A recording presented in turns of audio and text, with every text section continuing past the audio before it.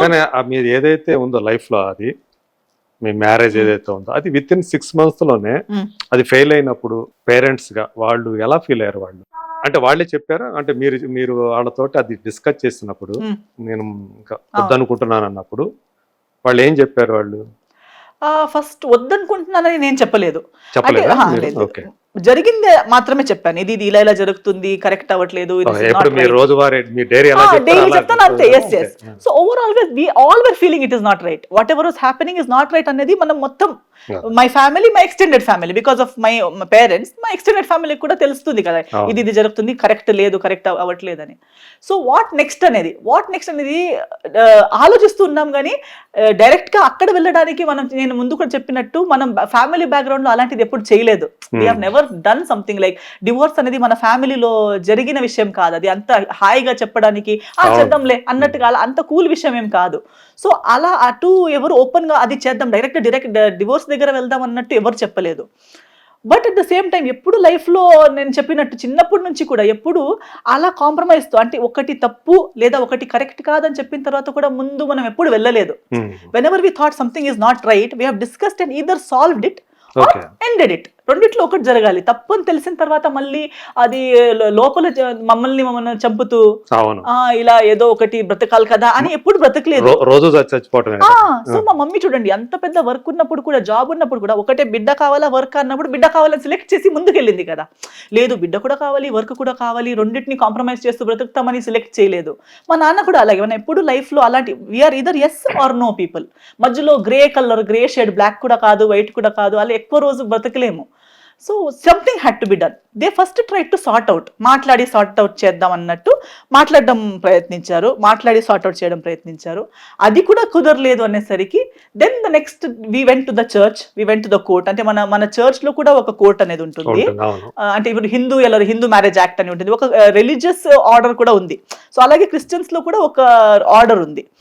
And then there is court also. So when we approached them and discussed the whole situation, ila undi, what do you advise, what to do next anesariki, they said everything you said is a clear proof that you can, it is an open case of divorce, అంటే it is annulment. అంటే ఇక్కడ నిజంగా cheating జరిగింది, నిజంగా the points that we have mentioned, we have proof backing up to each of the points. So ఆ points ఉన్నప్పుడు, backup ఉన్నప్పుడు, proofs ఉన్నాయి, జనాలు ఉన్నారు. So when everything is there, మళ్ళీ మీరు ఇంత ఉండి కూడా ఉండటం అంటే ఇట్ ఈస్ రియలీ ఏదో మనం తప్పు చేసి అలాంటి మజ్బూరీ ఉంటే మాత్రమే ఉండాల్సి వస్తుంది కానీ లేకపోతే ఉండే అవసరం లేదు. లీగలీ కూడా ఉండే అవసరం లేదు, రిలీజియస్లీ కూడా ఉండే అవసరం లేదు. ఇన్ ఎవ్రీ వే నీట్ గా గొడవలు లేకుండా బ్రేక్ అయ్యే సిచ్యువేషన్ అది. సో వాళ్ళందరూ ఒకటే కూతురు, మీరింత ప్రశాంతంగా ఉన్న ఫ్యామిలీ, మీకు ఇవన్నీ డ్రామాలు ఎందుకు కావాలి, అవసరమా? మీరు హ్యాపీగా ఉండేవాళ్ళు కదా. సో మీకు ఇప్పుడు క్లియర్ గా తెలిసింది ఇది రాంగ్ రూట్ అని, సో వదిలేయడమే బెటర్ కదా అన్నట్టుగా ఒక యునానిమస్ మన కమ్యూనిటీ నుంచి కానీ ప్రతి యాంగిల్ నుంచి అందరూ అడ్వైస్ చేసిన తర్వాత then we went forward. And వాళ్ళు చెప్పినట్టే అంత స్మూత్ గానే జరిగింది, because they were right. So that is when we also realized that okay, correct kada. So I think plus point in the whole thing is our transparency, that we are transparent to each other. My parents to me, me to my parents. So నేను ఎప్పుడు నా age group లో ఉన్న వాళ్ళకి కూడా కానీ అమ్మాయిలకి అందరికీ కానీ ఎప్పుడు చెప్తుంటాను, అమ్మాయిల మైండ్ లో ఉంటుంది అమ్మ నాన్నకి చెప్పాలా వద్దా, ఆ ఇంట్లో జరిగింది మన పుట్టింటికి చెప్పాలా వద్దా. బట్ పేరెంట్స్ మనం బాధపడుతున్నాం, వాళ్ళు కూడా ఎందుకు బాధ పెట్టడం. యాక్చువల్లీ అలా ఏం లేదు. మనం యాక్చువల్లీ ఓపెన్, వాళ్ళకి చెప్పకపోతే ఇంకెవరికి చెప్పాలి? మన పేరెంట్స్ కి, మన ఓన్ మనకి జన్మ ఇచ్చిన వాళ్ళకి చెప్పకపోతే ఇంకెవరికి చెప్పాలి? And at the end of the day దేవుడు తర్వాత ఎవరికైనా మనం ఆన్సర్ ఇవ్వాలని ఉంటే అది మన అమ్మ నాన్నే. అమ్మ నాన్నకి చెప్పలేనిది అనేది ఉండకూడదు. ఎందుకంటే అలా ఉంటే దాన్ని అడ్వాంటేజ్ గా తీసుకునే వాళ్ళు చాలా మంది ఉంటారు. ఆ గ్యాప్ ఉంది కదా మధ్యలో, ఏదో ఒక వేరే రీజన్ కోసం చెప్పలేని థింగ్స్ ని ఇంకొకరు వాళ్ళకి కావాల్సినట్టు వాడుకుంటారు. ఇప్పుడు తప్పు జరిగిన మనకి ఒక చోట అది మన పేరెంట్స్ కి తెలిసి ఉండాలి కదా. వాళ్ళప్పుడు మనకిన్న తెలివి ఉన్న వాళ్ళు, ఇప్పుడు నాకెంత ఏజ్ అయినా, నాకిన్న ఎక్కువ ఏజ్ వాళ్ళకి అయింది, నాకిన్న ఎక్కువ వాళ్ళు బ్రతికారు కాబట్టి వాళ్ళకి ఎక్స్పీరియన్స్ ఉంటుంది, ఇలాంటివన్నీ కూడా చూసుంటారు. సో వాళ్ళు ఒక రైట్ అడ్వైస్ ఇవ్వగలుగుతారు, రైట్ గైడెన్స్ ఇవ్వగలుగుతారు. అప్పుడు చూడండి లైఫ్ మళ్ళీ మన హ్యాండిల్ చేసే అంత స్ట్రెంగ్త్ మనకి వస్తుంది. లేదు నేను పెద్దగా అయిపోయాను, నాకే నా లైఫ్ హ్యాండిల్ చేయడం తెలుసు అని నేను చేసుకుంటూ వెళ్తే దానికి గైడెన్స్ ఉండదు. సో నాకు ప్రొఫెషనలీ పర్సనలీ అన్నిటిలో నా పేరెంట్స్ ఎస్పెషలీ నా మదర్ మంచి సపోర్ట్ అండ్ అండర్స్టాండింగ్ ఉండడం వల్ల మమ్మల్ని కలిసి చూస్తే మీరు ఫ్రెండ్స్ అని అడుగుతారు, అందరూ అదే అంటే అడుగుతారు. మీరు ఇప్పుడు వింటుంటే మీరు చెప్తున్నది ఎంత ఉంటుంటే, సో మీ పేరెంట్స్ పర్టికులర్ మీ మదర్ మీకు అంత మంచి ఫ్రెండ్ అండ్ ఒక ఐ థింక్ నేను వెల్ విషర్ అండ్ నేను ఒక్క కూతురిని అయినా నాకు బ్రదర్ సిస్టర్స్ లేరు అనే ఫీలింగే రాలేదు. ఎందుకంటే అన్ని పంచుకోవడానికి మదర్ ఫాదర్ ఇద్దరు నాకు అలాగే పంచుకున్నారు కాబట్టి నేను ఎప్పుడు వాళ్ళతో షేర్ చేస్తూ ఎప్పుడు లోన్లీనెస్ నాకు చెప్పుకోవడానికి ఎవరు లేరే అనే ఫీలింగ్ తో ఎప్పుడూ నేను గ్రో అవ్వలేదు. నాకు కంటిన్యూస్ కంపెనీ గైడెన్స్ ఇస్తూ నన్ను పెంచారు. ఓకే, సో ఆ పీరియడ్ వచ్చేసింది ఇప్పుడు, ఆ 4 years అయిపోయింది కదా. ఈ 4 years తర్వాత అంటే ఈ మామూలుగా అయితే ఎవరిదైనా ఒక ఫెయిల్డ్ రిలేషన్షిప్స్ ఉంటే గనక వాళ్ళు వెంటనే మళ్ళీ ఇంకో రిలేషన్షిప్ లోకి వెళ్ళిపోతారు, ఇంకొకరు ప్రేమలో పడిపోతారు. మరి ఎస్తరు అలాంటి ప్రేమలో పడిందా, పడలేదా ఇప్పుడు దాకా? లేదండి, యాక్చువల్లీ నేను అప్పుడు కూడా ఐ థింక్ నేను చిన్నప్పటి నుంచి నేను మీకు చెప్పాను కదా ఈ ఫీల్డ్ లోనే ఉండడం వల్ల అయి ఉండొచ్చు, లేదా నేను focused always brain is busy. అది నాకు మదర్ చాలా మంది చాలా సారి చెప్పేది. నాకు ఫ్రెండ్స్ సర్కిల్ కూడా తక్కువ, ఫ్రెండ్స్ అనేది లేరు నా చిన్నప్పటి నుంచి. సో అందరు అడిగితే ఏంటి అంటే మీరు అన్నట్టు మదరే అన్ని కూడా మదరే అన్ని మదర్ లేకపోతే నా mind is busy, I'm singing, I'm dancing. And నేను అప్పుడు చిన్నప్పటి నుంచి క్లాసెస్ కి వెళ్ళేదాన్ని. So piano class, dance class, music class, నా టీచర్స్ వాళ్ళతో. సో నేను కలిసే నేను మాట్లాడే people are older than me, I'm talking to them, I'm learning from them. So ఆ మెచ్యూరిటీ అనేది అప్పటి నుంచి. సో నాకు నా ఏజ్ వాళ్ళతోనే కలిసి ఏదో ఒక పిచ్చిగా చేయమంటే నేను ఒప్పుకునేదాన్ని కాదు. వద్దు వాళ్ళు ఏదేదో చేస్తున్నారు నేను వెళ్ళను అని చెప్పేదాన్ని. మమ్మీతోనే కూర్చుంటాను, వాళ్ళు ఏదేదో చేస్తున్నారు మమ్మీ నేను వెళ్ళను అని. సో అప్పుడు నా మమ్మీ చెప్పేది ఇది ఎలా అయిపోయిందంటే రేస్ గుర్రం ఉంటుంది చూడు, దానికి రేస్కి వెళ్ళడమే పిచ్చి. మళ్ళీ ఆగు అటు వెళ్ళు ఆ ఆవులతో ఆటలాడంటే నాకు వద్దు మమ్మీ, వాళ్ళతో పడదు నాకు. సో కోడ్లకి కూడా చూడు, కోడ్లు కూడా గొడవ, అది కాక్ ఫైట్ లో వెళ్ళే కోడ్లకి ఆ ఫ్రెండ్షిప్ అవ్వదు. సో అలా అవుతాయేమో నువ్వు, అలాగే అవుతున్నట్టు కనిపిస్తున్నాయి నాకు అని చెప్పేదాన్ని. కానీ అలా లేదు. బట్ ఐ థింక్ నేను ప్రీవియస్లీ కూడా నేను చెప్పినట్టు ఆ marriage also was not because of a relationship. I'm yes or no person. ఒకరు నా లైఫ్ లోకి వచ్చారు. లవ్ అంటే నాకేదో ఇలా చేతులు పట్టుకొని ఎక్కడో కాఫీ తాగి నేను తిరగడానికి వెళ్ళాడు అంత టైం, పేషెన్స్, మైండ్ సెట్ నాకు లేదు. అలా చేయాలని ఉంటుంది కానీ దానికి ఒక వేవ్ లెంత్ కనెక్ట్ అవ్వాలి. That my likes and that persons likes, interest అన్ని కలిపి ఎక్కడో ఒక చోట వెళ్ళాలనిపిస్తే then it is an organic thing. ఏదో అందరూ వెళ్తున్నారు మనం కూడా వెళ్ళాలి అన్నట్టు అలాంటి ఫీలింగ్స్ నాకు ఉండదు. సో అప్రోచ్ అయ్యి పెళ్లి అని అడిగేసరికి okay whether I want to marry, logically yes I'm 26, అప్పుడు నాకు 26 years. సో 26-27కి అందరూ నా కజిన్స్ అయితే 22-23కి పెళ్లి చేసుకున్నారు. నేనే లేట్ అని ఇంట్లో అందరూ తిట్టుకునే వాళ్ళు. అయింది కదా నాకు కూడా టైమే, సరే ఇట్లా చెప్తానని చెప్తే పేరెంట్స్ కూడా ఓకే అంటే అలా. So if it had worked out then yes it would have worked out. I would have been happy and giving my best in that relationship as well. కానీ అక్కడ అది వర్కౌట్ అవ్వలేదు. బయటికి రాగానే నాకు ఏదో ఇంకో రిలేషన్షిప్ ఇమీడియట్లీ కావాలనే కోరిక నాకు లేదు. It has to happen how, ఏదో ముందుటివాడు కూడా నాకు రిలేషన్షిప్ కావాలని నా దగ్గరకు వచ్చి, నేను కూడా రిలేషన్షిప్ కావాలని అక్కడికి వెళ్ళి, అప్పుడు ఇంకొకటి నేను నోటీస్ చేసిన దాంట్లో ఏంటంటే నా సర్కిల్లోనే when we go with that intention into a situation we pretend. ఇప్పుడు ముందుటి వాడు కూడా నన్ను ఇంప్రెస్ చేయాలనే ఏదో ఒకటి చేస్తుంటాడు, ఈ అమ్మాయి నాకు పడాలి అన్నట్టుగానే ప్రయత్నిస్తుంటాడు. అండ్ అప్పుడు అది 4 years రిలేషన్షిప్ అయినా 10 years రిలేషన్షిప్ అయినా నటిస్తుంటారు. అది కావాలని నటించడం కాదు, ఇంటెన్షన్ మంచిదే, నాకే మోసం చేయాలని ఇంట్రెస్ట్.